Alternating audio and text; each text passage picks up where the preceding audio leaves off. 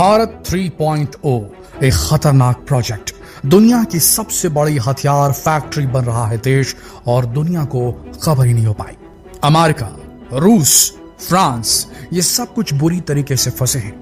America busy है Ukraine को हथियार देने में, इजराइल की इज्जत बचाने के लिए उसे हथियार देने में, और रशिया खुद को बचाने के चक्कर में जो उसने कमिटमेंट्स की थी भारत के साथ, जो एयर डिफेंस सिस्टम देने की और दूसरी इक्विपमेंट देने की और दूसरे देशों के साथ जो उसकी जो वेपन डील्स हुई थी, वो दूसरे देशों तक सप्लाई करने की बजाय अपने देश की ही सुरक्षा और यूक्रेन पर आक्रमण करने के लिए अपनी सारी फोर्स लगा रहा है। उसकी सारी हथियार फैक्ट्री जो है वो दिन और रात काम कर रही है ताकि रूस के मोटिव्स को सेट किया जा सके। यानी कि अमेरिका भी बिजी है और रूस भी बिजी है। दो सबसे बड़े वेपन एक्सपोर्टर, डिफेंस इंडस्ट्री के टॉप मोस्ट लीडिंग कंट्रीज। अब आपको जो आंकड़ा सुनाते हैं वो ध्यान से सुनिएगा। ये बात तो क्लियर है कि ये जो युग चल रहा है वो युद्ध का युग है। ऐसी स्थिति में इस वॉइड को, इस गैप को अमेरिका भी एब्सेंट है मदद करते हुए दूसरे देशों की, रशिया भी एब्सेंट है। कौन सा देश पूरा कर सकता है? इन आंकड़ों को जरा गौर से देखिए। सन 2004-05 में भारत ने सिर्फ और सिर्फ 4000 करोड़ का डिफेंस एक्सपोर्ट किया था। यानी दूसरी कंट्रीज को भारत में बने हथियार बेचे थे महज 4000 करोड़। और आप जानते हैं सन 2023-24 का आंकड़ा कितना है? 21000 करोड़, $2 बिलियन।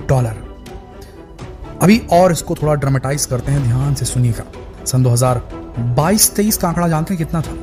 महज 15,920 करोड़। 15,920 करोड़ से 21,000 करोड़ एक साल के अंदर, 32% इंक्रीज। और अगर पकड़ लें 2004 से तो 30 गुना इंक्रीज।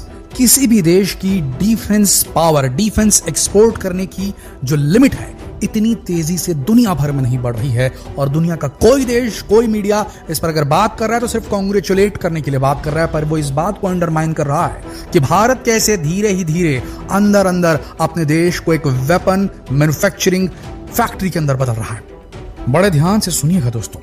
स्पेस में जो टेक्नोलॉजी इस्तेमाल होती है, रॉकेट्स को धरती के गुरुत्वाकर्षण बल को हरा करके अंतरिक्ष में जाने के लिए जो ताकत निकलती है रॉकेट के पीछे से, सिमिलर वही टेक्नोलॉजी लगती है एक मिसाइल को एक कॉन्टिनेंट से दूसरे कॉन्टिनेंट तक भेजने में।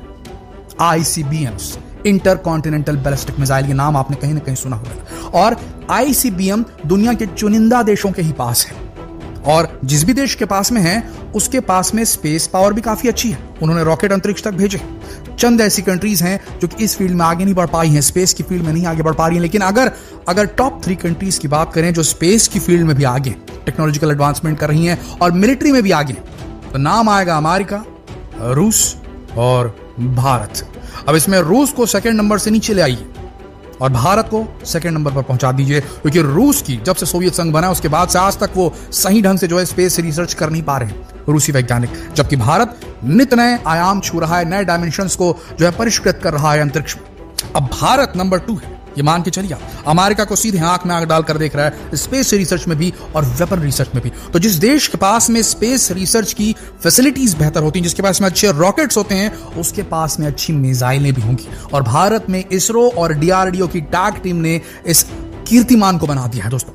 आने वाले वक्त में भारत दुनिया का सबसे बड़ा वेपन एक्सपोर्टर अगर बन जाए तो उसमें किसी को आश्चर्य नहीं होनी चाहिए। और ये सब कुछ हो रहा है प्रोजेक्ट भारत 3.0 के तहत। दुनिया को पता नहीं चल पा रहा है और भारत एक बहुत बड़ी वेपन फैक्ट्री बन रहा है और इससे देश के अंदर रोजगार भी स्थापित होगा। देखिए, ये मत भूलिएगा कि अमेरिका इतना पावरफुल कैसे बना। उसके पीछे सिर्फ और सिर्फ 2 कारण थे। नंबर 1, उसने सऊदी अरब को लगभग गुलाम बना लिया, ये कहते हुए कि तुम जो भी डीलिंग करोगे वो डॉलर में करोगे, जितना तेल तुम बेचोगे वो डॉलर में बेचोगे। ये सबसे पहला उसका एग्रीमेंट था। दूसरी चीज, उसी डॉलर का पैसा जो उसके पास में पहुंचा, उसकी इकोनॉमी जो बूस्ट हुई, डॉलर एज ए करेंसी जब उफान मारने लगा, जब से सऊदी अरब ने तेल के बिजनेस में जो है डॉलर एक्सेप्ट करना शुरू किया, तो उस पैसे का इस्तेमाल इन्होंने अपनी मिलिट्री को स्ट्रॉन्ग करने में लगाया, मिलिट्री टेक्नोलॉजी को डेवलप करने में लगाया और फिर लगातार इसने वेपन बेचे हैं। तो पहला पेट्रो डॉलर और दूसरा वेपन डिफेंस इंडस्ट्री एक्सपर्ट। सबसे बड़ा वेपन एक्सपोर्टर दुनिया का कोई है तो वो है अमेरिका। इन 2 तरीकों से अमेरिका ने अपनी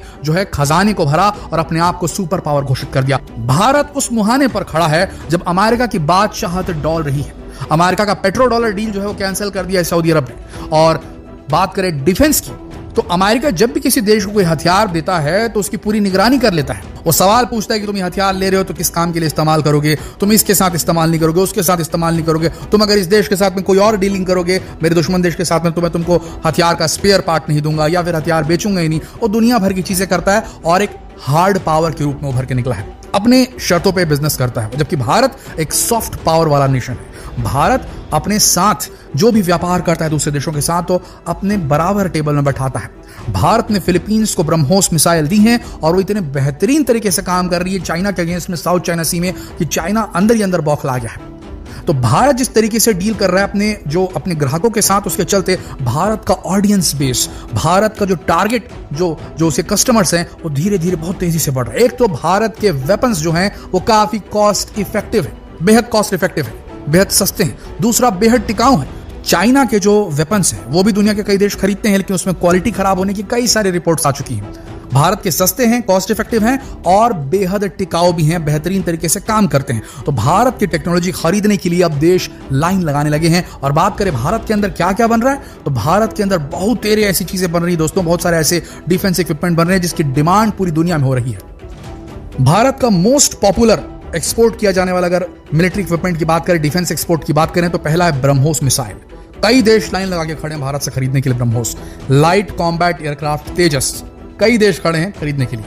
भारत का बनाया हुआ रुद्रा हेलीकॉप्टर अपने आप में बहुत ज्यादा हिट है।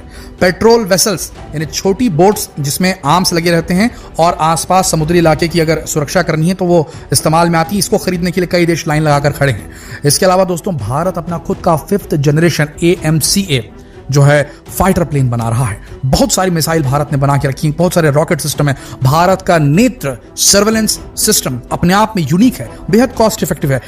एक ऐसा रडार है नेत्र सिस्टम जो कि किसी भी जहाज के ऊपर में लगाया जा सकता है। ये रडार जहां जहां जाएगा जहाज वहां तक के बड़े इलाके को ये जो है उसकी मॉनिटरिंग कर सकता है, निगरानी रख सकता है कि कोई घुस तो नहीं रहा है। अब रडार अगर एक जगह फिक्स रहेगा तो उसकी पर्टिकुलर एक रेंज होगी 200 किलोमीटर 100 किलोमीटर, लेकिन अगर उस रडार को किसी जहाज के ऊपर लगा दी जाए तो उसकी रेंज अनलिमिटेड हो जाएगी।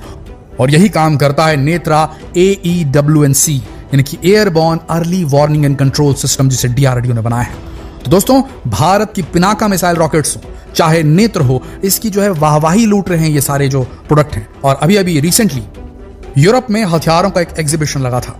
दुनिया भर का सबसे बड़ा ये डिफेंस शो था, ये दुनिया का सबसे बड़ा डिफेंस शो था। नाम था यूरोसैटरी 2024, यूरोप में लगा था। ये जो शो था ये पेरिस में रखा गया था फ्रांस के अंदर। और यहां पर भारत के 2 हथियार नेत्र और जो पिनाका रॉकेट सिस्टम है ये दोनों सुपर हिट रहे। यूरोप की कई सारी कंट्रीज भारत से खरीदना चाहती है, तो भारत के ग्राहकों की संख्या बढ़ने लगी है।